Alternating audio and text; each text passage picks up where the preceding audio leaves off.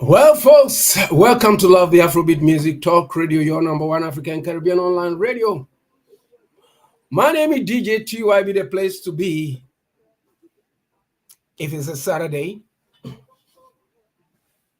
it's a great day to sit back, relax, and have what it takes to learn about a lot of the trends going on with respect to the music industry. We've had a chance to have conversations with a lot of artists, but all the same, what we will be doing, we'll be discussing some issues. With me today, this Saturday, a beautiful Saturday in Toronto, Ontario, Canada. Yes, my co-host, Ron Mollinga. Ron is in Vancouver, the western part of Canada, those of you who are not familiar with that. And Ron, welcome again. Last week we didn't meet, but here we are. Hey, good afternoon, as it is here on the west coast of Canada. It is a rather windy day today but we've had a lot of sunny days, so it's beautiful here. It's great to be on the show again. As we've had conversations, you and me, TYB, about many of the things that are going on in the industry, and I look forward to that today, seeing what, not seeing so much as hearing. And you might notice that, yes, I am wearing Vancouver jerseys, yes, because the Vancouver Canucks are doing very well, and they have a great game tomorrow night. Those outside of Canada probably don't care. Probably don't care if you're outside of Canada, but those of us in Canada who live by, how should we say, hockey, well, yes, we support our teams. I don't even know if the Toronto Maple Leafs are in the playoffs this year, are they? Unfortunately, I'm a Montreal fan, but my heart will be going with Toronto. Though. Are they in the playoffs? You're just in the wrong way, But now we are the champions, no matter what it is. Nobody can take the championships when it comes to hockey in Canada or in the NHL. Montreal, we've been there. We've been struggling over the past couple of years, but we'll bounce back. But Toronto's day is today, and we hope and pray that we quench the fire from the Bruins, because Boston has been a thorn in the flesh of Torontonians when it comes to the NBA and then the NHL. So we hope for the best, but we hope also for the best for the Canadian teams in the playoffs too. Yes, it would be nice to see. It would be nice to see a Canadian team actually win. I don't think they've won since before the 1990s. I have no clue. It's been a long time. I know, it's been a very long time. By the way, how was your week though? My week, busy, very busy. Even though my wife is out of town right now, Lisa, she's out of town. But I was working on the third song some more today, so I've been doing a lot of writing today, did a lot of exercise stuff. So hey, it's been a good week. I hope all your viewers feel the same, and if not, we'll lighten you up today. That's right. That's what you get from Highway 6 to Africa. Yes, we come here every Saturday. If you want the best out of it in the entertainment industry, hey, this is the place to be on Saturdays, because hey, we get to have conversations with producers, artists, what have you, in the music industry. And today we are going to be having a very great conversation. By the way, Petra will be joining us soon. I know Petra has been working out. Yes, Petra has been working out. Ron, you won't believe it. Petra has been working out. So today she'll be joining us. She's on the highway to this studio. So we'll see what it takes to get her to come and join us, but she's promised she'll be with us. And talking about the music industry, Ron, you've been doing great. A lot of our listeners and viewers do not know Ron is an artist, and he's a music producer. He's been collaborating with a lot of musicians, I would say, musicians from Nigeria. And suffice to say, he's been able to come out with a collaborative hit song, Claustrophobic. We'll be getting into that. But before then, I would like to, Ron is going to be on the spotlight right now. So we are going to ask him how claustrophobic the music that he released, or they released a couple of months ago, a month ago, a little bit of a month ago, that is doing great in the charts. You've also released a new track that came up, I think it's today or something, but that track is also good. Two tracks doing great. And can you tell us a little bit about yourself for the new listeners out there who would like to know more about you? Maybe somewhere down the line, somebody will be able to get in touch with you and then say, hey, Ron, I would like you to write some lyrics for me, and I would like to collaborate with you. So the floor is yours, please. Hey, thanks, Tyb. You know, it'd be good to see Petra coming out, as you said earlier. Yes. I would say the way I've been performing music for, I'm going to say 45 plus years. So that gives your viewers a little bit of an idea of how old I am. I did my university for music for 4 years, and then I taught music for 3 decades. And in the midst of all that, I was always writing music. I used to be a conductor, so for an orchestra at one time, and I used to write all the charts for that as well. So it's been an interesting journey of music. Those of us in the music industry know that the easiest, or not the easy, if there's such a thing as easy in this industry, I don't know. But the best way you can always make money, of course, is to be playing live. And that's where I found I've had the most amount of success is being a live performing artist. In terms of money. Money isn't the answer to everything, and money doesn't make you happy, but it certainly helps. I would say that my best experiences for financial experiences have been playing live performances. Now I'm doing, I still perform live, have to do that next weekend. In fact, playing at a small little venue, and it's just money in the pocket. So, however, in saying that, I'm most of my time now, since I've been away from teaching for a while, is been writing music. And it's been writing music for young people. Young people, I keep up on what is going on and what's happening. I listen to things. You're not gonna believe this, man. Fasil, the fellow I work with right now from Nigeria that you were talking about, he and I were talking about K-pop this morning and where that is. And as one producer said, a very well-known producer said, K-pop is about 7 years ahead of where you see music here in North America. I thought it was an interesting statement. And when you listen to it, Fasil and I were talking about this and going, yeah, we're seeing where he was coming from when he brought that into the conversation he was having at the time online with another producer. And it is different for sure in terms of where it is and where it shows us where we're going. And I know Fasil and I, for the next song we're releasing, that is part of our journey, is to keep that in mind and go, okay, K-pop, we're noticing some interesting factors about it that make it a little bit different than what we're hearing so far. Maybe we will move that way.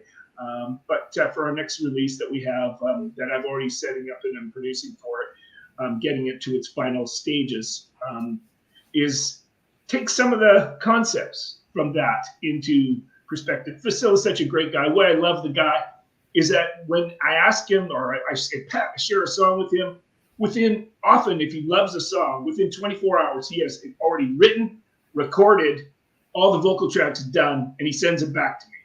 And most of the time, I'm just going, nobody does this. Now, if you're looking, and we always look for singers who are going, I just can't write lyrics and I'm looking for songs.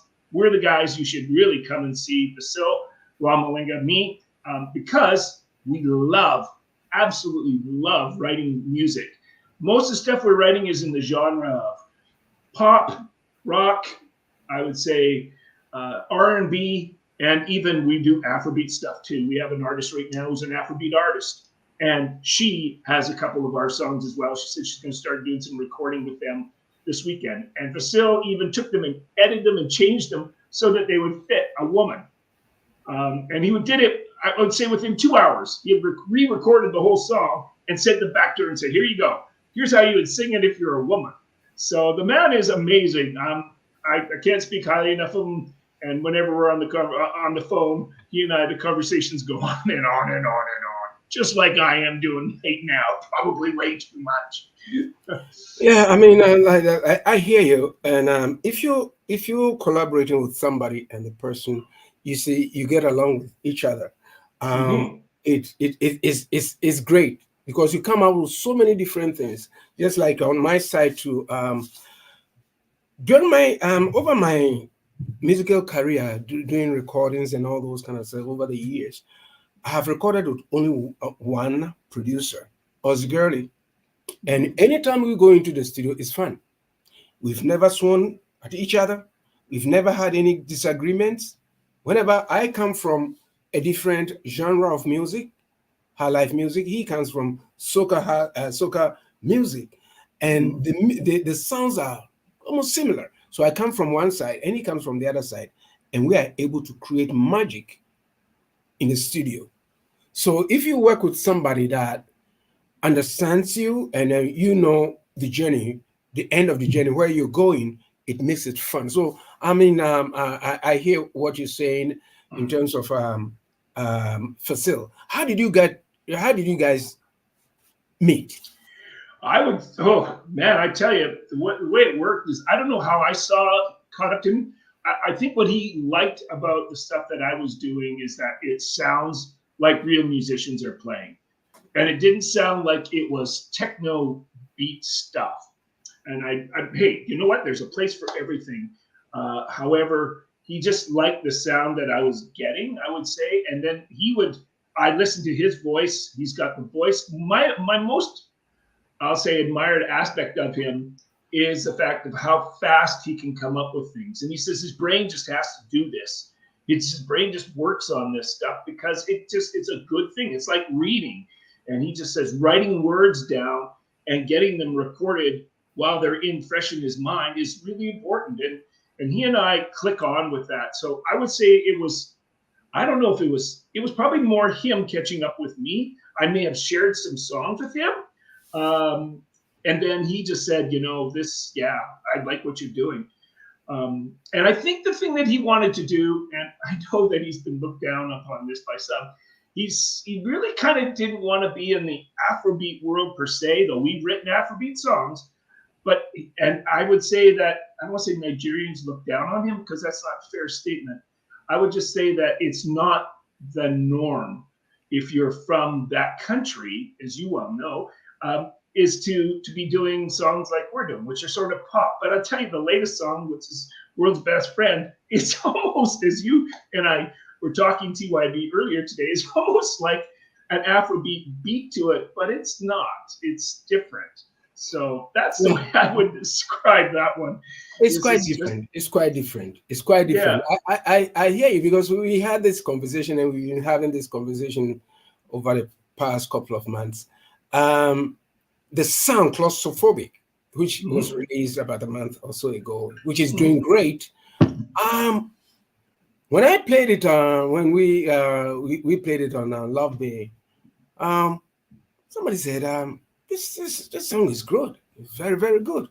Little did they know after I had come up to introduce the song midway. They said a Nigerian-born singer, Facil, and Canadian, music producer and artist, Ron Mollinga. The person said, "Are you kidding me? It's a Nigerian?" Yes, it's a Nigerian who is taking a different course in terms of, because everybody expects a Nigerian artist to play Afrobeat music right now.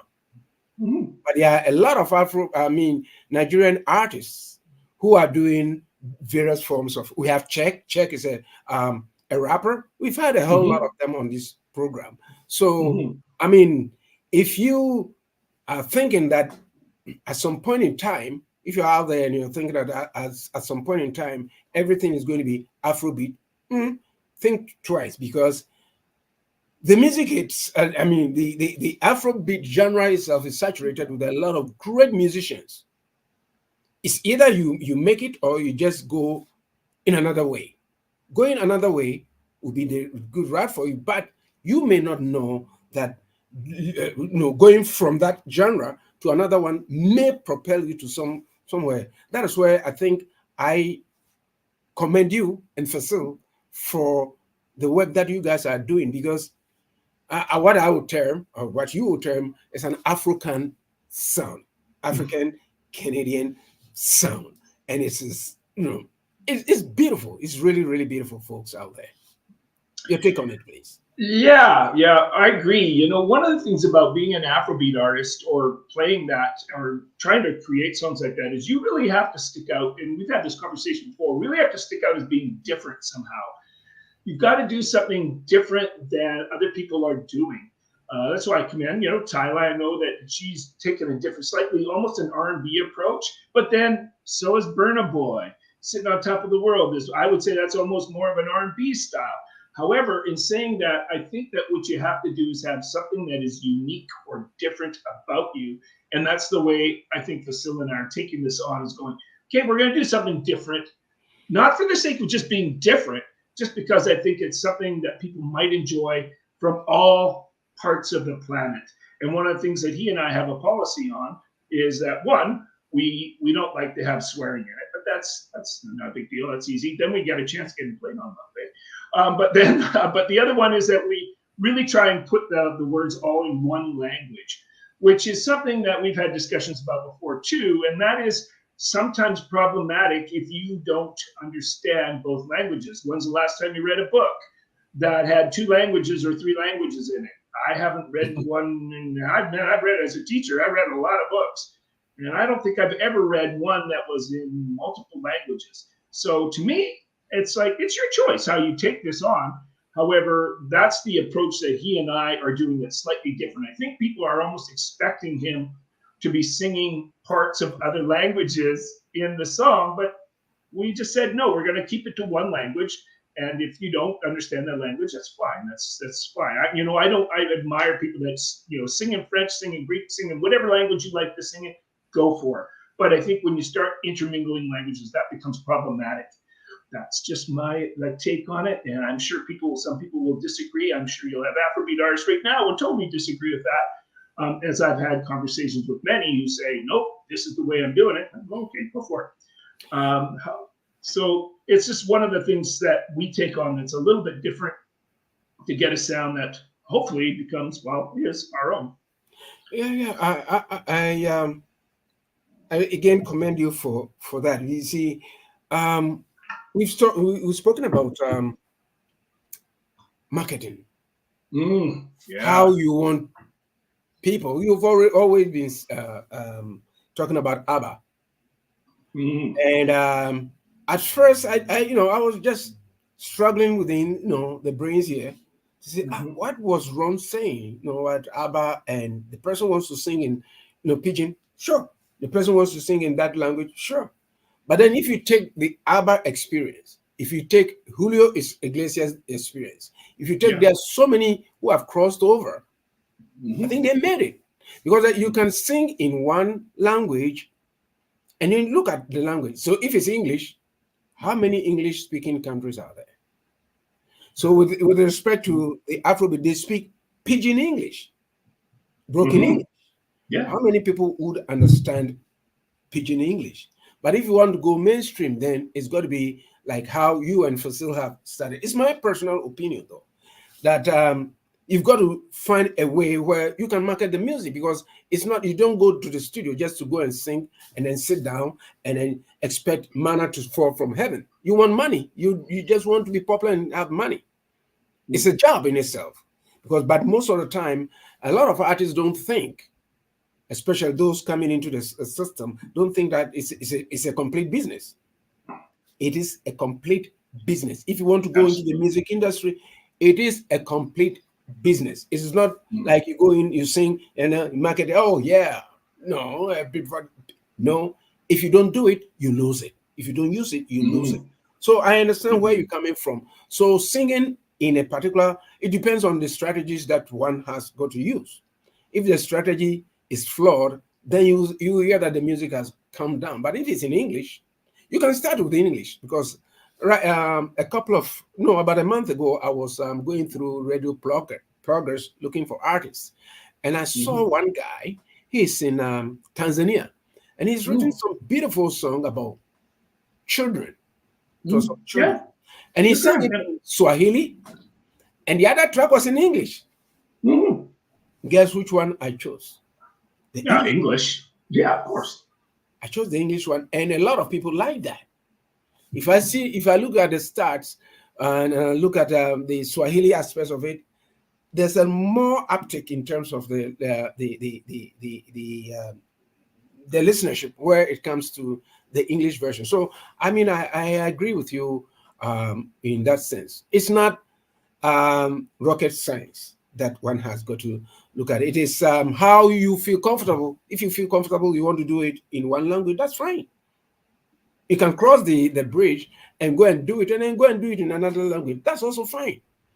But then it is not as easy like everybody thinks it is to be. Your take on it, please.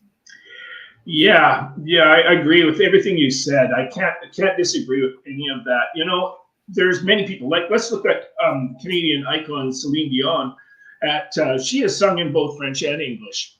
However, I have yet to hear her sing French and English in the same song. I'm sure some people might, people of my age and maybe yours too, TYB, might know that song, Voulez-vous accoucher avec moi ce soir? Well, that was a French phrase in an English song. I'm using this as an example because that's the one that comes to mind. But the rest of the song is English. And all you have to do is know what that means to understand it. And it doesn't matter if you speak the English or not. You know what it means. I don't need to say that here, but if you want to go look that phrase up, you go ahead. However, it's just songs like that make sense to me. However, and if you want to sing all in whatever language you want, you go for it. But you try and mix the languages. And this is going back to what I'll say about ABBA again. Those people didn't understand what TYB was talking about. Was that ABBA is from Sweden, and they have about 11 million, 12 million people. I don't know exactly what their population is, but a small amount by comparison to many countries. However, they never sung, or recorded at least, a song ever in Swedish. They always sung in English because they probably looked at, what do we want to meet? Do we want to make money at least, because make a living doing this, by trying to make 11 million people happy, or by making maybe 2 or 3 billion people happy? And where are we likely to get more money from? Probably from the 2 or 3 billion. That's just numbers. This is a numbers game here. So I think that if you want to sing to a small, tiny audience, as you probably know as well as I do as a performer, performing in front of small audiences can be great. I think that's what I'll be performing for next weekend. However, it sure is nice to stand up in front of 5,000 or plus 1,000 people coming out and going, and noting that your paycheck is a whole lot more when you perform in front of 5,000 people as opposed to performing in front of 50 people. I know I always get bigger paychecks when that happens, so I'm sure you do too, TYB. And it's not all about the money, it's what you enjoy to do. So it comes down to the love of it more than anything. And this is what Fasil and I love to do. And if you love to do that in multiple languages, you go ahead. You just have a great time. And I wish you all the best. And I don't wish any harm or bad on anybody. However, it becomes much more difficult to find audiences to perform for when you have a very small or are trying to meet a very small market. And that's marketing is the whole name of the game here. Yeah. You made a point out there with the Voulez-vous coucher avec moi. As a matter of fact, Patti LaBelle and the Nightingales made it even popular because this was an English group crossing over to sing Voulez-vous coucher avec moi, Mama Lada. I've forgotten the title. So you're right. And it's not even that title. It propelled them too. So, I mean, what you're saying makes a lot of sense. Seriously, I agree with you. Folks, you are listening and viewing us on Love the Afrobeat Music Talk Radio, your number one African Caribbean online radio. We are here 24/7. Join us, and you know what? Share with us your views and your comments on this broadcast, and then we will appreciate because it's an open conversation that may affect you or somebody else. And whilst you are at it, like and share the channel that you are listening to. And if you are if you are listening to us on the radio, well, thank you for your time, and continue to support us, and then we will give you the best that we can give you. With Claustrophobic and the new track, how are they doing? Well, the new one, World's Best Friend, just came out today. World's Best Friend, yes, folks. It's on all the platforms now. It just came out today. However, Claustrophobic, we're getting nothing but good, I'll say, feedback from it. I think people are more surprised by anything that this Nigerian is doing stuff like this, and I think and so was I when I first heard him write songs like that. I was like, okay, this guy's doing something different. That one has been, we've had nothing but positive comments back with that and feedback about it. And then same thing, I'm hoping with this next one. I don't know, because we just got into less than 24 hours since it was released. I checked about 11:30 last night and found out it's on most platforms now, which is great. So we'll see what happens with it. I'm hoping that people enjoy it. I think this one, what I think is so different, and same thing with our next song that we have coming out, is just the beat in itself is different. However, one thing that Facile, I will say, is so good at doing is always writing a hook. Let's face it, a hook, voulez-vous accoucher avec moi ce soir? I've heard that so many times. I didn't need to hear it many times. I had the French memorized in it, but that was the hook in it. And I just don't always hear that in songs. And I can only stress this to those people who are up and coming songwriters. If you're going to make a hit, you better make sure that it's got something in it. And we call that a hook or a catchy chorus, or whatever term you wish to use for it, a chorus that sticks out and you're able to sing it almost the first time you hear it, because that's all you have today. This is a marketing strategy, and you can go ahead and write a song like it's a long piece of poetry. However, like the great Bob Dylan, you got to serve somebody. That tells such a great story, but he always comes back to his chorus, which is you got to serve somebody, which is just a fabulous piece of. If you've ever taken it apart like I have, that song is absolutely, the story he tells in it is just fabulous. But every single time, after two verses or two paragraphs, he comes right back to the chorus again, and it's just, Bob, that's how you sell songs. I don't need to tell him that, though. Yeah, I mean, the whole idea. That's why, folks, Facile is going to be on Highway 6 to Africa next week, Saturday. Those of you who would like to hear his side of the whole thing, yes, this will be the place for you to meet Facile. So mark it on your calendar and then meet Facile here. He did an amazing job on that track. The track is claustrophobic. And the new one is Ron. Can you help me? World's Best Friend. World's Best Friend. Do you want World's Best Friend? Yes. Do you want to be the world's best friend with Facile and Ron? Well, that is it. That's the track for you. But I love it. I really love how the journey began, and then getting some Afrobeat, something that, like I said, I'm not trying to say that you don't have to have a musical ear to be able to know that. It's fusion, going Afrobeat and Canadian Afrobeat and something like that. The moment I heard that, I said, damn, this is awesome. This is really, really good. And you guys have got something good going. I hope it continues, and it continues and continues and continues and continues. And we are here to support every endeavor that you may take, because we are here to help musicians, artists, producers, production managers, talent agents, or what have you. This is what we do best. It's free of charge. We are a non-profit radio station, and the station is yours as well. And one caution of note to our listeners out there: if you are an artist and you want us to play your music and cue your music and get it to the whole world, well, it's got to be clean, no swear words. If we hear any swear words, it doesn't come to play because a lot of families also listen to the station. Well, folks, 1 minute, 35 minutes past, am I right? Yes, 31 minutes past, 4 p.m. Eastern Standard Time. We are in Toronto, Ontario, Canada, and the program is Highway 6 to Africa. With me is my co-host, Ron Mollinga, all the way in Vancouver. Well, he's a Canucks fan, and I'm a Montreal fan, but today I'm going to be a Toronto Maple fan, to say that. Ron, let's change the topic right now. Sure, absolutely. You have anything to add to what I said, please? No, it'd be great to have Fasil on. You know, I see him face to face every once in a while, but yeah, it'd be good to see him on for next week. Sure. Yes. Yeah, change the topic. Yeah, I'm tired of talking about it. That's right.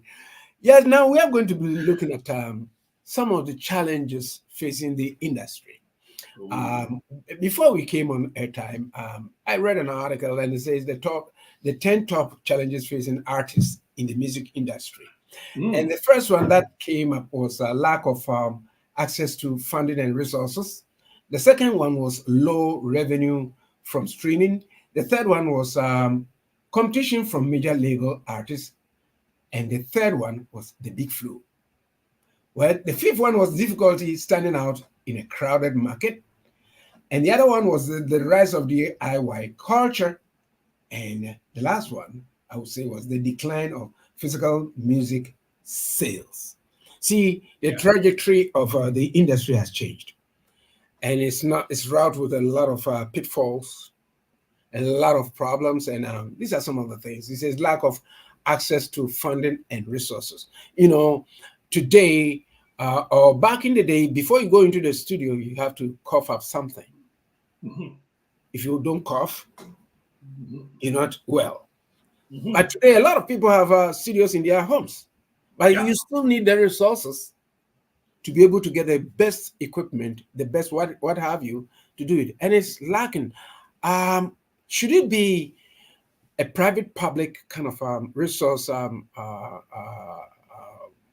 seeking mechanisms out there for artists to be able to take care of that? Because you know what, I will say that the Canadian government did well during the pandemic, where some artists were able to access, some money, some funding to be able to survive. And overall, lack of funding, access to funding and resources is one of the major problems. Your take on it, Ron? Yeah. Oh, I can't disagree with that. I mean, one of the differences, like for today, by comparison, as you've already pointed out, to what was going on, say 30 years ago, was that you did have to go into a studio and you were going to be forking up a fair amount of money. And the more your producer was well established, the more you were probably going to fork out. However, in saying that, today things have changed a lot, where many people are now recording from their home studios. And that is, I will say, certainly bringing out a much more, I'll say, variety of artists that maybe we would not have heard, say, 30, 40 years ago, where only it felt like, we'll say, the special ones or the extremely good ones were getting that opportunity because they had the money. Fortunately, for those of us who live in places like Canada, there is places like there's the Canadian Council of Arts, and there's also Factor.ca, which also helps those of us who are from Canada to get ourselves out there, which is, I can't say enough about Factor. I've talked to them. I've talked to one of the representatives, Terry Appleby, and he is a wonderful guy.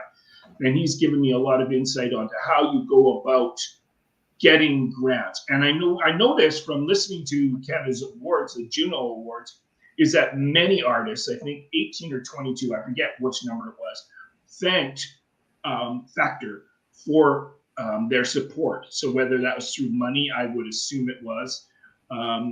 So we are very fortunate that way. However, many artists from outside of Canada do not have those funds or those supportable funds. I guess that's not really the term I would want to use, but just don't have the money.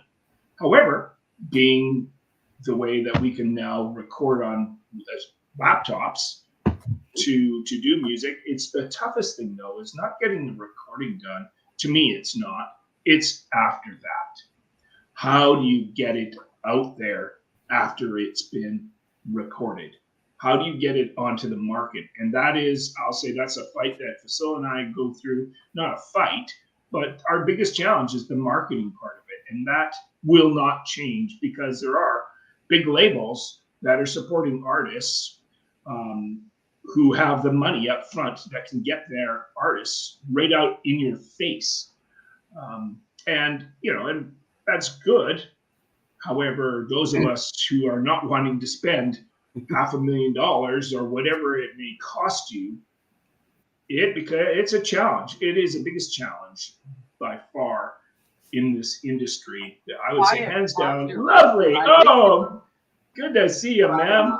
Hey, Petra's joining us. Hey, Petra, good to see you. Hi, Ron. Hi, Tyb. Hey, little Hi. Little late, but never. Hey, nice to see you, Good to see you too. Yeah, folks, we are joined by Petra. Yes, Petra is in the house right now. Petra has been very busy, and I'm glad she's been able to join with us today. And we are, she knows the topic that we're talking about. And Petra, to bring you into it, we're talking about the lack of access to funding and resources for artists. Is one of the major problems that that is facing the music industry. And Ron is talking about, say, in Canada, for instance, if I can put it that way. Yeah. In Canada or in most Western countries, artists may be able to access funding. Like in Canada, here we have the Arts Council of Canada. In Ontario, we have the Ontario Arts Council that also gives grants.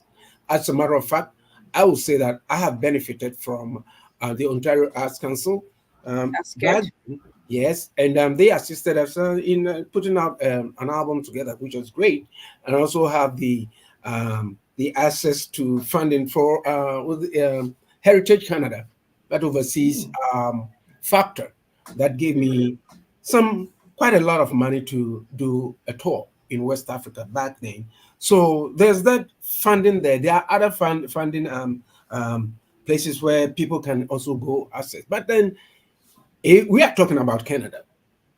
Canada is not the world. The United States is not the world. Germany is not the world. But then how do other artists around the globe get access to funding? Should they revert to the big boys? Because if you take money from the big boys, you have to pay it back. And if you don't take it too, you'll be benched when they find a new artist out there. So getting the money and access to funding has been a problem, just like what Ron said. Money is very difficult. Back in the day, you could just go into the studio, calculate how much hours you're going to spend in the studio. But today, Petra, you have a studio in your house. You have a studio on your cell phone. You have everywhere. So these are some of the problems that, some of the challenges that the music industry faces. That is where we are right now. Your take on it, if Ron wants to continue, or if you want to jump in, please. Oh, I'd say that it would be good to hear Petra's take on this, because as I've said, that we in Canada are fortunate to have the funds, as mentioned by you. We also have the BC Arts Council in British Columbia here on the West Coast. So these are all places that we can go. But how do artists who are not living in, say, the Western world try to get themselves out there? Like, for instance, we all know very well, and is Tyla has been all over every, I don't know, place that you see lately. She won a Grammy for it. But how did artists like her, I mean, she's obviously a very talented, good singing artist, but how do those artists come out and make it? Are you a one shot in a billion? I don't know. I mean, Petra, it'd be good to hear your side on all this. Yeah, most definitely. Well, thank you so much for sharing, Ron and TYB. I think it's a really great topic because I really feel like it's something that a lot of artists and just people in the industry are just really intrigued about, funding and being able to fund our careers in the music industry, and looking at those artists that do manage to maintain long careers or get to do it on a full-time basis, because I do believe there's a divide between independent artists and also like established label artists, in relation to funding, yeah, we are blessed to live in a place like Canada, and I'm blessed to say I've benefited from certain grants and like Factor and Radio Star Maker and other such, and there's many, many more, But I believe that it's not just funding that is an issue, because I mean, a lot of artists get funding, okay, but what's next? You know what I mean? And even if you get funding and you do a plan for a project, what's next? It's not a map for a career. And I feel like there's not enough resources put in place to help people or artists that want to do it on a full-time basis, because it is possible to do it on a full-time basis. It's just for them to see it as a career and as a business. And I do want to shout out Caswell from Reggae North, because we were having a conversation, and he's definitely somebody I want to bring on the show, because I know he also does an artist development program, and this is something I'm a huge advocate for, because I feel like that's what is missing in a lot of the industry for independent artists. And I feel like you only get that once you sign to a major label, but then you're locked in, right? So I feel like getting the money is one thing, but artists being taught and shown what to do with it from an actual business perspective, like sit down with the artist, create a business plan and show them, okay, so you applied, you got what, $50,000 in funding, but you want to have a career that's going to last you, what, say 10 years. So let's figure out how we can invest this money in your career so it can last you on a long-term basis. That includes performances, recordings, royalties, merchandise, all of the sort, and then also going to market themselves and getting gigs and all of that. So to actually establish it as a career, because there are artists out there, many of them, that are making a living off music. So I think that's something that needs to be also mentioned. And then in relation to the independent artists, in relation to how they get money to fund their career, I do believe, yeah, one alternative is the major labels, but we're not advocates for that, but we do appreciate them. We just wish the deals were better for the artists.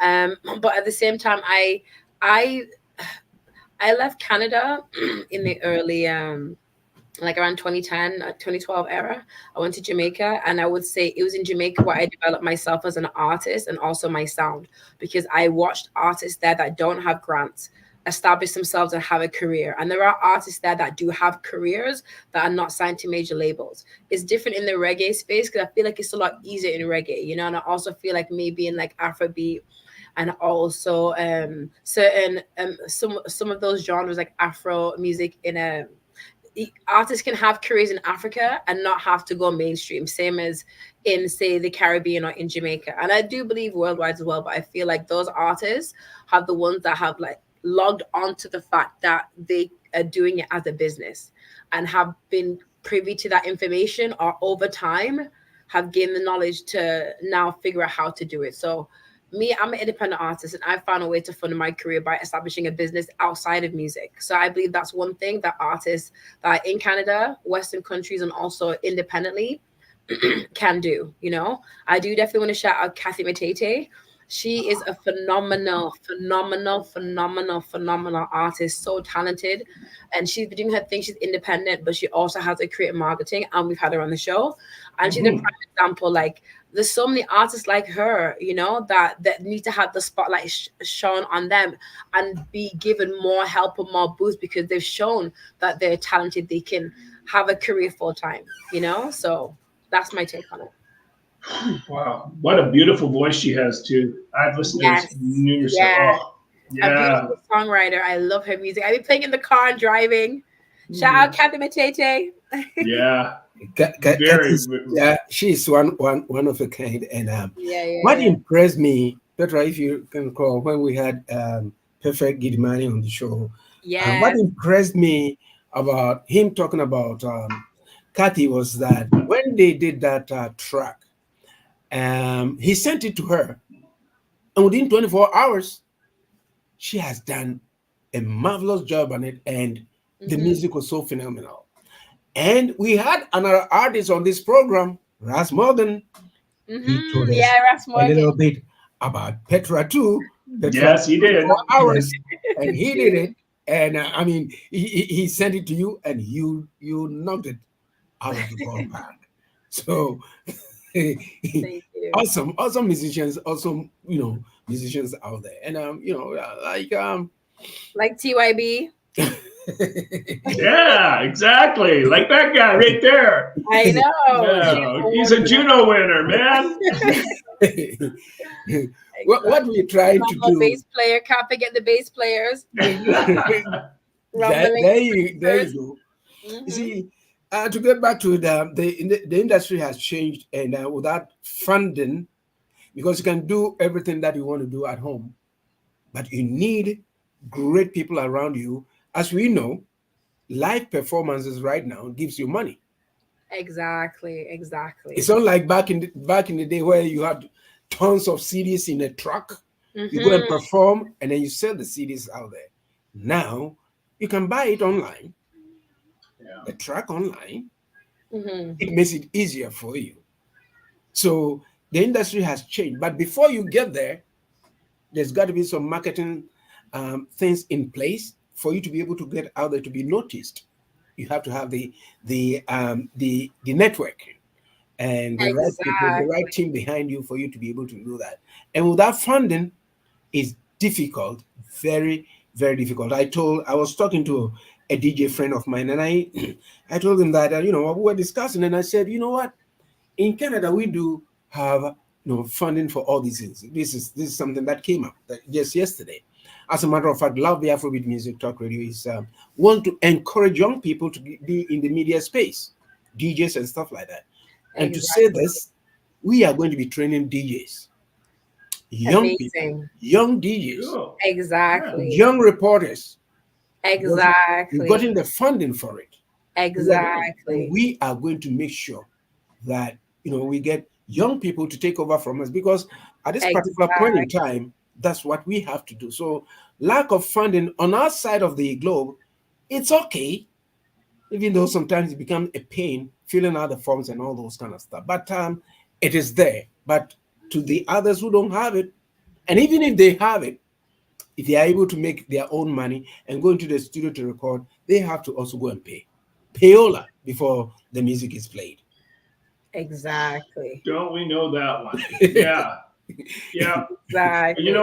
As I said to Facil too, I said, I refuse to pay radio stations to play our songs. As Petra, you well know from experience how that's gone for you. And I tell you, I just feel sad for the many people, the Nigerians who are doing Afrobeat, who have to pay the radio station after they've actually paid the producer, written the song, and have it Exactly. all done. It's the They have to master. pay. They have to pay a radio station as well to play the thing, and there's no guarantee, as you well know, Petra, that it's even going to get played. Yeah, Jamaica's So- the same in the reggae music. It's not good, because it's like now it's like the artists that are super talented that don't have the money, that are just beginning, don't get the opportunity. But people that have the money, that may not necessarily be the best artists but have the money, get their song played. And then Well even put. so, they may take the money and play a song one time. Oh, but I played it. You know what I mean? So you have to make sure your manager stipulates in a contract the number of plays for the amount of money. But if you don't know, if you're not wise, but you're only going to be wise if you get in a situation where like someone screws you over and you're like, oh, next time I'm going to remember to do that. Trial and error. Because I feel like it's not regulated enough. This industry needs to be regulated for the younger generation, so we can continue to have them protected and the music industry still grow. You know what I mean? Like, Yeah, it's really unfortunate that there's so many talented people out there, and we're really not even sure. I've said this before too, is that really, are they good because they paid a lot of money into the radio stations, or are they truly good musicians? Exactly. How are we don't gonna know. really know? Yeah. Exactly. I don't think we can really know anymore. Yeah, and that's why I admire stations like Love Bay, where folks, if you're artists, you're not paying to have your songs played, and that's for them for them then to determine, first to determine whether the song is good, and if it's a good song, we'll play it. It's not because you slipped me a 50, or you slipped me $100 bill that I'm going to play your song. It's because it was truly a good song, and this I admire of Love Bay Radio.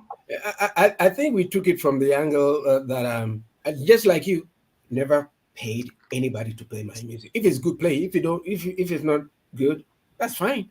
But in this modern world right now, there are so many avenues for one to get their music, heard or played. There are a lot of social media and all those kind of stuff. But then, the fact still remains that there's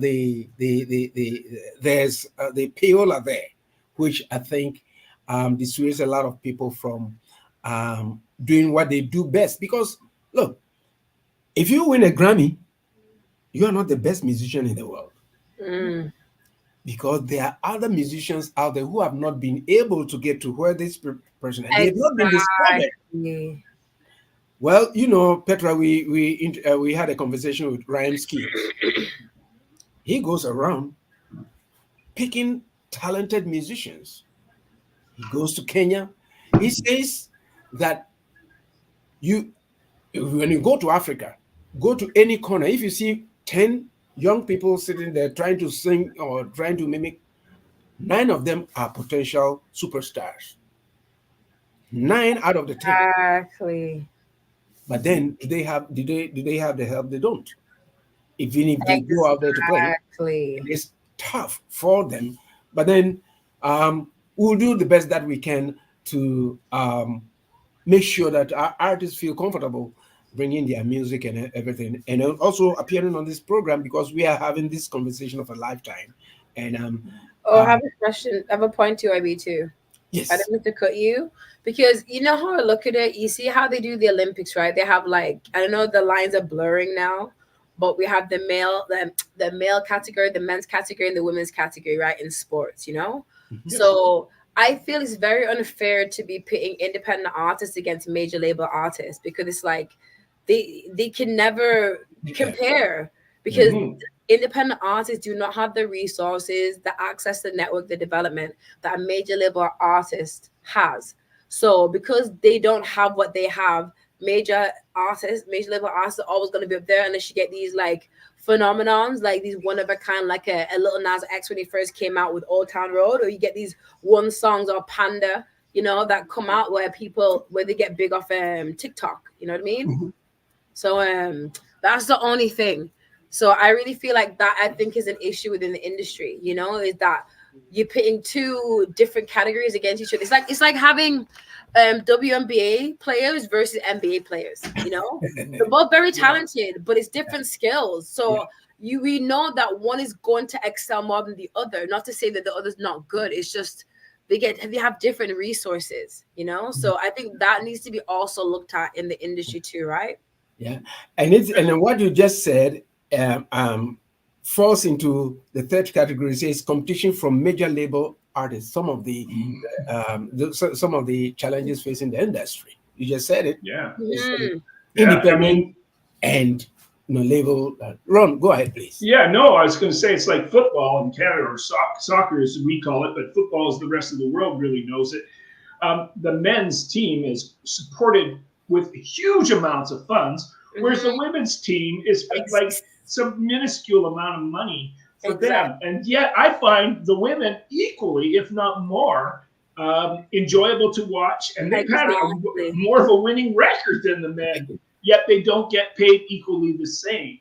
So to me, it's just like you're saying with major labels and independent artists. I mean, I would rather work with an independent artist any day. Exactly. Any day. And that's why I would rather personally, I shouldn't say it like this, but I will. I'd rather probably work with women in the industry for music too. Because I know, especially in Afrobeat, they're not getting the breaks that I would say that men are, because it's so dominated by men. So reggae music is the same, exactly. Sometimes you go on a show and it's like 11 men performing. It's like, could you not think to throw in like at least 2-3 women in there? Yeah. You know what I mean? Hello. You're right. You're right. Yeah. So it means all in all, it means the industry, when it comes to gender inclusion and all those, hasn't changed that much. No, not enough. But it gives the illusion, because I listen to a lot of hip hop music, right? So there's a lot of female rappers, but it's like that's just in one section of the industry. Compared to on a whole, is still very much male dominated, and I feel like women have as much to give to the music industry as men do. But then it's like you have to question, why is that? Then I feel like as a woman in the industry, women are not really taken seriously until they prove themselves. So it's always a trial by fire, and then you have to also be aware of, like, men trying to make like certain comments to you. You know what I'm saying? Thinking opposite the music.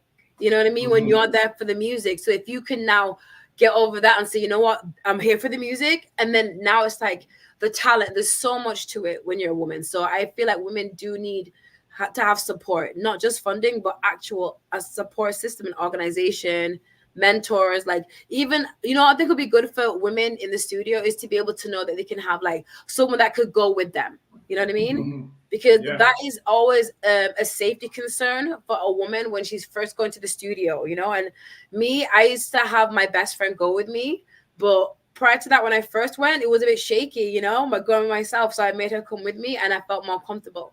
So I think those are some things that should be considered to have for women in the industry. Well, I tell you, if there was women, you want to sing, come and see Priscilla and me, because I'd take a woman for sure, absolutely.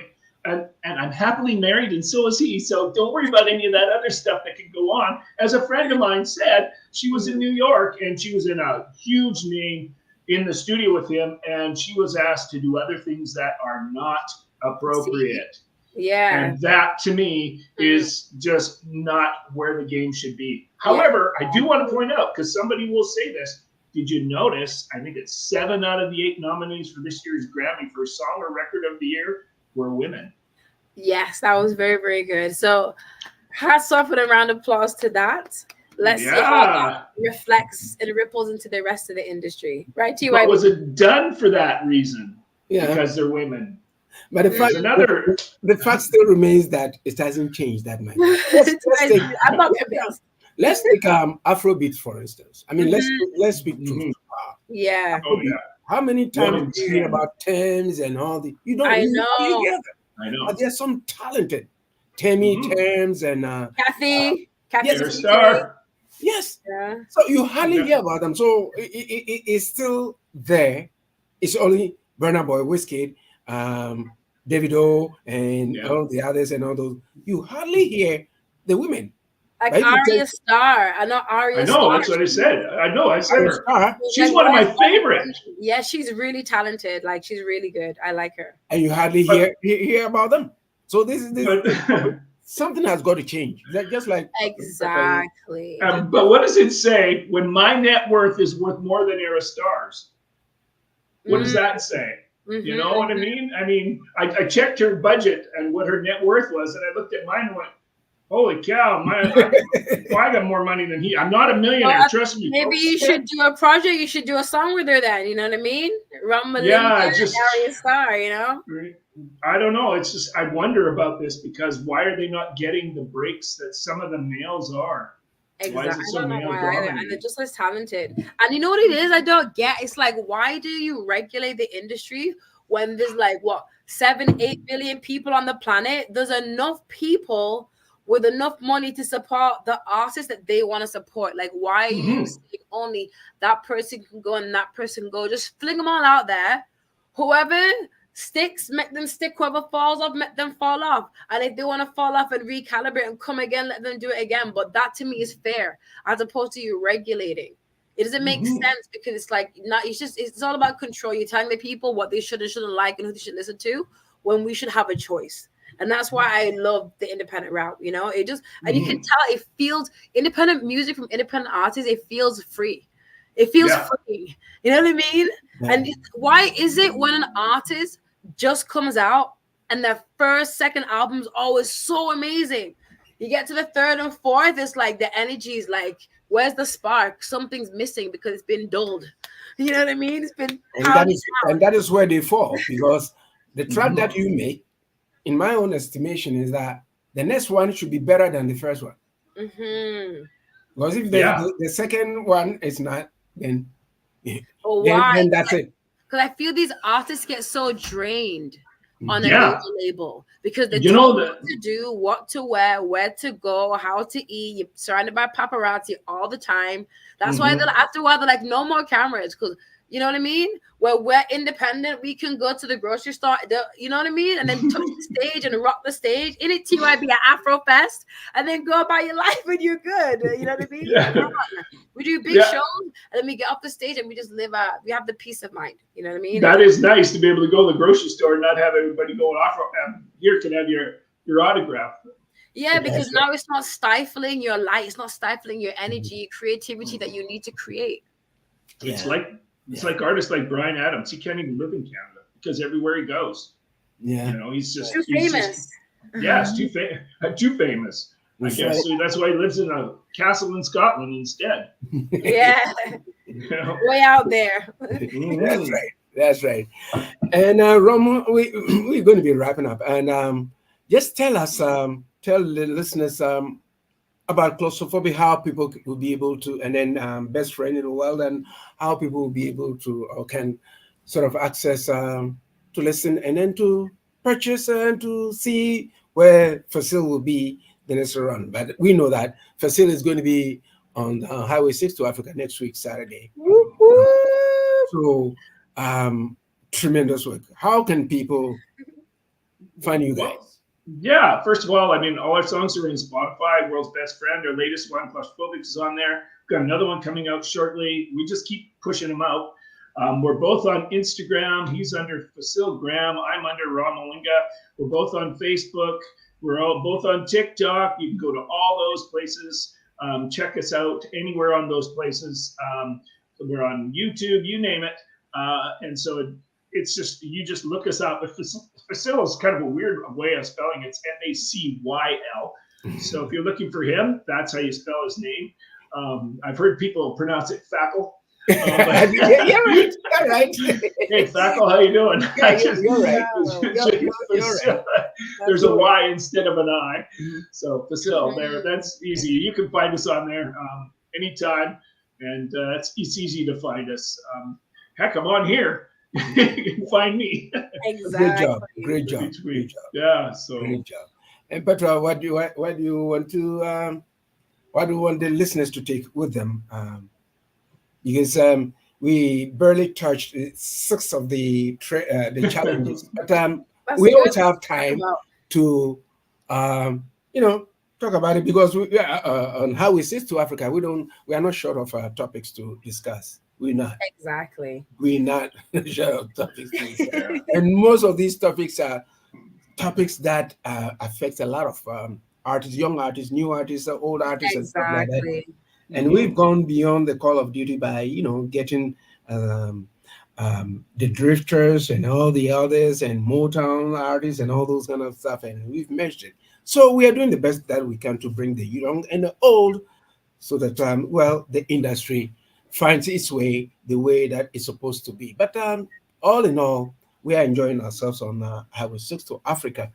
If you want to be a guest, hey, infolovebay@gmail.com, or just find us on Google. Just Google us, Love Bay Afrobeat Music Talk Radio, and then you will be able to find us. We accept only clean music, clean music, because the other time we were playing a mix, and then little did you know that there was something in there. And it's got, we had to just delete, and it's gone. So if you want your music to be queued and playlisted, it's got to be clean and nothing by then.